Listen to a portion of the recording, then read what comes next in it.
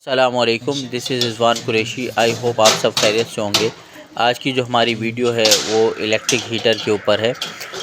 Basically हमारे पास दो तरह के हीटर्स आते हैं। एक हीटर ये आता है जैसा आपको दिख रहा है, रॉड वाले हीटर्स हैं।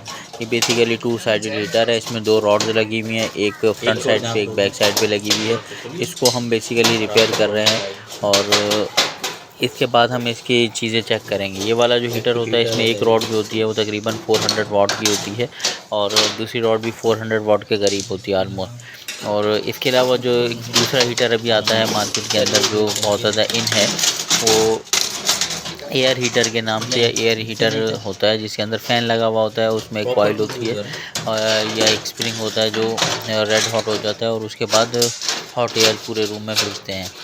तो वो जो नॉर्मल इसी रेटिंग का होता है, इसी साइज़ का होता है या इसी रेंज का होता है, वो तकरीबन जो हीटर होता है वो 2000 से 2500 वाट के बीच उसकी जो है ना कैपेसिटी होती है, मतलब वो वाटेज दे रहा होता है। तो ये वाला मीटर हो या वो वाला हीटर हो, इन दोनों हीटर्स में एक बात कॉमन है कि हम जब भी किसी भी रूम में इन हीटर्स को रखें या देखेंगे तो हम उसमें उसकी टेम्परेचर के या फिर हीटिंग इफ़ेक्ट को देख रहे होते हैं कि कितना उसमें हीटिंग इफ़ेक्ट को दे रहा है। ये वाले हीटर इसलिए ज़्यादा रिलायबल होते हैं या अच्छे लगते हैं कि ये बेसिकली टंगस्टन फिलामेंट बिल्कुल सामने होता है, बिल्कुल सामने इसकी हीट जो है एक्सपेंड होती है और जितना सामने बैठे होते हैं तो उसको उतना ज़्यादा हीट जो है ना कैप्चर करके दे रहा होता है या आगे फील हो रही होती है।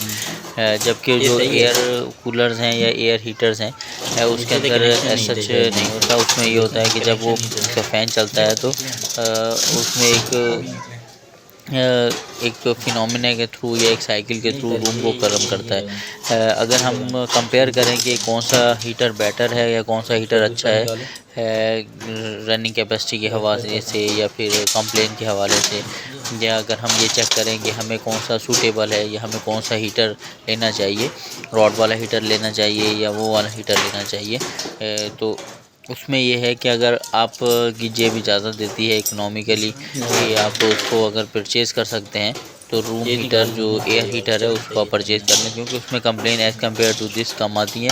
इसके अंदर ये होता है कि इसका जो फिलामेंट है या इसके जो टंगस्टन वायर है वो डायरेक्ट एक्सपोज होती है, तो इसमें केमिकल इफेक्ट होने के और दूसरी चीज़ें होने के या टूट फूट का शिकार होने के ज़्यादा चांसेस होते हैं।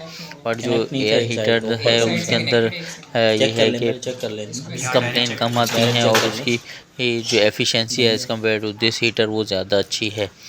इसमें जैसा कि आपको दिख रहा है कि अभी हमने इसको रॉड को उतार लिया है। रॉड उतारने के बाद इसको हम चेक कर रहे हैं। अभी आप देखिएगा कि ये रेड हॉट हो जाएगी, बट इसके अंदर इस चीज़ की बहुत ज़्यादा ध्यान रखना है। ये जैसे हम यहाँ कर रहे हैं, अपने घरों के ऊपर इसको घरों के ऊपर इसको अप्लाई नहीं करना। हम सेफ्टी को मेजर करते हुए देख रहे हैं। अभी हम देखते हैं कि इसकी कितने वोल्टेज आ रहे हैं, ये इसमें चेक करेंगे। बेसिकली मल्टीमीटर के थ्रू हम इसके अंदर चेकिंग कर रहे हैं। देखें आप यहाँ पर साफ दिख रहा है कि वोल्टेज प्रॉपर दे रहा है।